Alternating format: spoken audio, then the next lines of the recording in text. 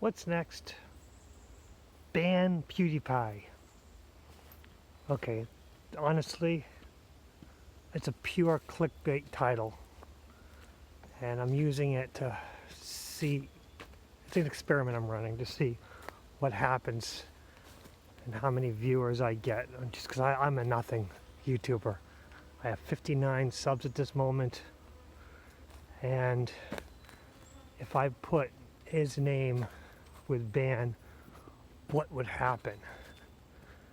And honestly, Felix Kjellberg, PewDiePie, he was probably the first person to experience the ban culture where he made a definite mistake, used a derogatory word, and he got attacked and lost pretty much all his endorsements. He lost everything, and somehow this genius turned everything around and became the top YouTuber. I mean, there's T-Series and there's Coco Melon. You know, they're big companies, but he's just a single person who's just a top YouTuber. And how did he do that? How did he survive ban culture? And it fascinates me. But maybe it shouldn't, because honestly, yes, he made a mistake and he admitted it and he did it, and you know, and people make mistakes and people grow, and he did a quick turnaround and just proved it. And although he got attacked from big, you know, multimedia news sources, he got attacked from all sides, he just stood his ground and just was himself. I mean, he lost Disney and YouTube endorsements, he lost, you know, so much, but somehow turned it all around and became this powerhouse. And it really does show that just being a genuine, kind person, you can win. So I guess maybe that's the idea, that, you know, whenever any of us who are good, compassionate, kind people try to do our best and we keep falling behind because jerks keep pulling the rug from under us, pulling a chair out from under us, we fall down. But the point is just to get up and stand your ground and don't stoop to their level. Because no matter what, he did just a little satire and have some fun, and he skirts the line. He skirts the line much less now, because he does have to maintain his genuine persona. But he does a really good job of just being genuine, having some fun, skirting the line and saying what's on his mind. And usually what's on his mind is what's on everyone's mind, but you know, it can be taken out of context. So he's very careful of what he produces, and he does a really good job. So maybe Felix Kjellberg might be the example. He might be the person that we can all look towards whenever ban culture starts attacking somebody.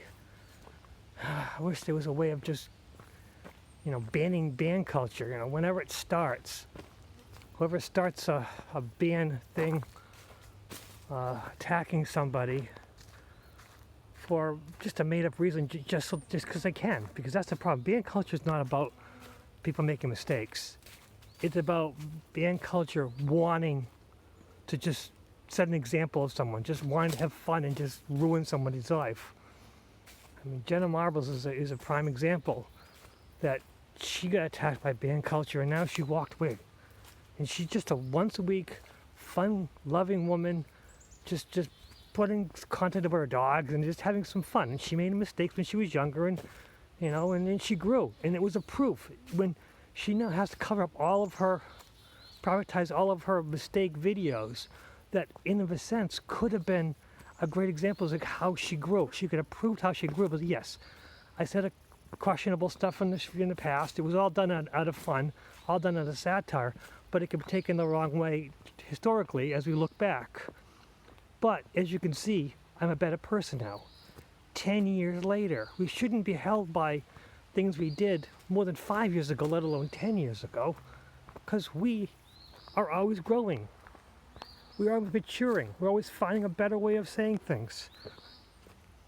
And Felix Kjellberg might be the prime example of just, how to just be the good person you are and just, power through ban culture. I don't know. I mean, he spoke up and defend Jenna Marbles because he's just a good, genuine guy. I mean, I only follow PewDiePie because he makes me laugh. His Let's Play game stuff, I follow less and less. Mostly I follow him for his content, what he's saying. But, sometimes watching a Let's Play is an hour, and sometimes I'm not just interested in it. 15, 20 minutes is fun, but watching someone for an hour play a game, it's not my thing. Although, if he did a Let's Play podcast, that would be fun, because I wouldn't mind just listening to it. Because, watching is just it just takes too much. I want to have my hands and my eyes free doing other things. But that's just me. And we've got to find a way of stopping the ridiculous people from ruining good, quality, pure, genuine, golden souls' lives. And it might be something that if we all follow PewDiePie, just do the right thing no matter what happens around us, and try to somehow protect those who are being abused, we might be able to do it. That's all it is. If you can be a jerk, say you're a jerk because of racism, or because of reverse racism, or because this is what they gave you, it's a lie. People shouldn't hurt anyone else. Prejudice is something we all fight for individually, but racism there's no excuse for. We all make mistakes, but as long as we admit to it, we acknowledge it, and look for a path forward, we'll all be in a good place. And those who try to pull us down from past mistakes, well, they're garbage human beings. Because past mistakes, and if you can prove you've grown from your past mistakes, it's not a mistake. It's a growing opportunity, a growth opportunity. And we should all be striving for growth opportunities. Yes, make your mistakes, learn from them, and go forward. But that's just my idea, and pointing out a clickbait title, BAN PewDiePie. Who knows what that will result in, but I'm only 60 subs, or 59 subs. So what's the worst that could happen? Kind of curious. What's next?